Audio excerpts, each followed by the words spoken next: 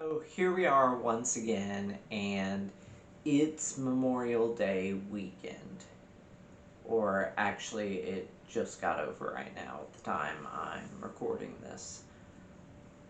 And we've got another little update for you. So I'm still stacking money to buy a large 20-year bond. Is it the right move? I don't know. Who knows, really? But it's, again, the move I'm comfortable with. Stocks are going on a rip, and they show no signs of really letting up at the moment. Everything seems to be up 5, 10, honestly more like 15, 20, 25%. Except Wendy's. Wendy's is down. Still down. So, I think probably the best move for most people is to just be in VOO or FIT or, something like that. Anything that's a growth, just ETF, it's probably going to go well. That's kind of sort of what the 401k is in and all that. It's doing well, it's making money, it's great. Um, Brokerage, though, for me, that's more so I can have a hopes of retiring early, and that can then pad my way out to 65.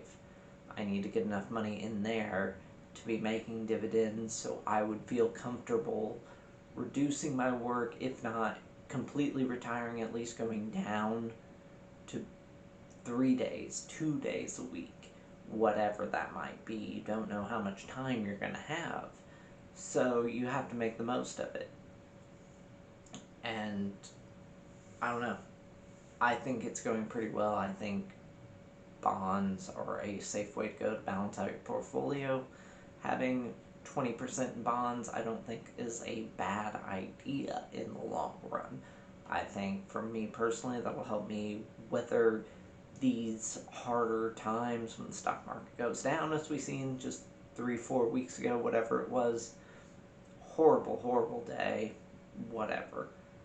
Will it happen again? Crashes happen every decade, it seems like, every 10-ish years, 7, 10, 12, 13, 15 years. You're going to have a crash. Don't know where you're going to be when it happens, but it will happen eventually. So, bonds are a way to prepare for that. Defensive stocks, dividend stocks. Is it the best move forever? No. No, you're going to want your growth. You're going to want your Nvidia, your Apple, your Meta, your FANG, your Magnificent 7, whatever. Whatever the hot new hype stock is, you might want some of that. Who knows? You might go GameStonk and just 20x your money. Who knows? Overnight. Crypto, whatever.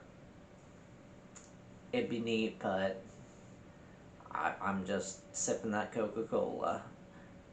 And I would kind of like to know, if you're watching this, like, how you're doing and how your plan is and where that's at. Because for me personally, I'm also planning on Social Security being there in some fashion.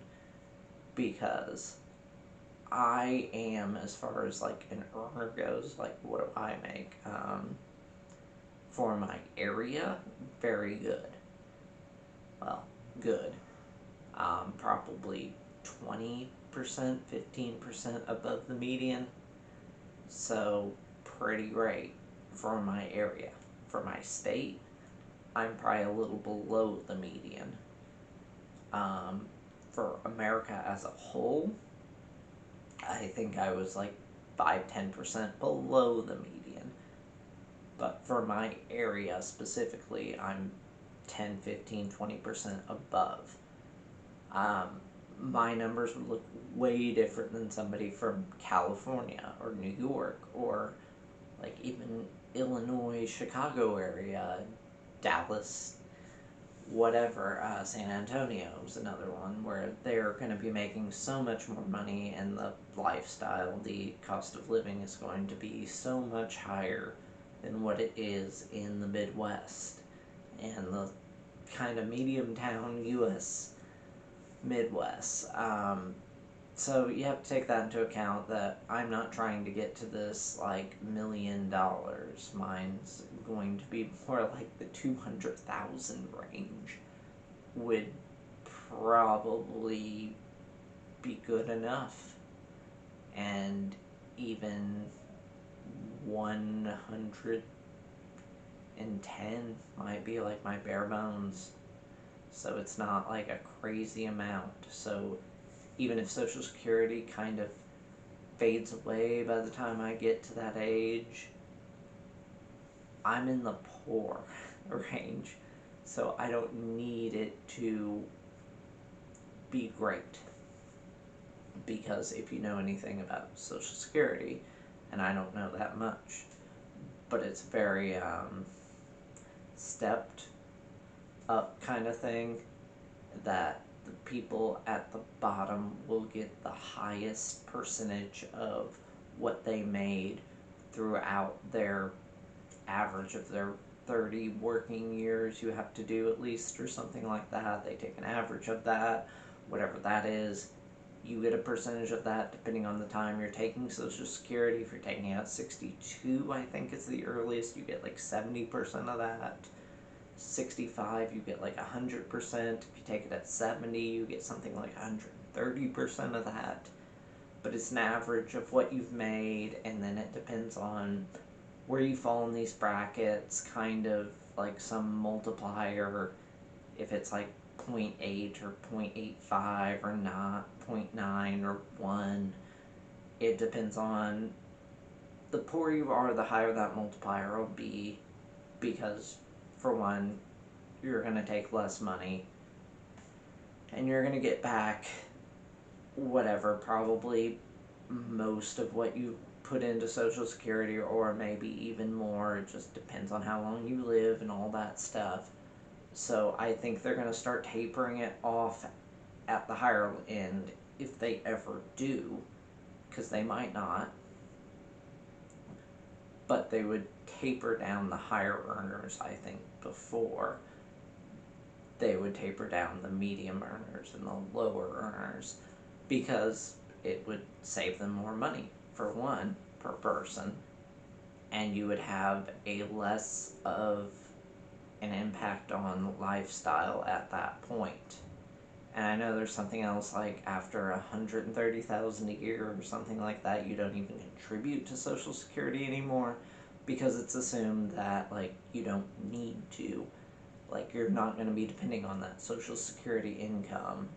If you're making whatever it is, $130,000 a year, you're probably not going to care as much about the whatever it would be, $1,200, $1,500 a month. I don't even know what the maximum Social Security is that you can get at those higher earning levels.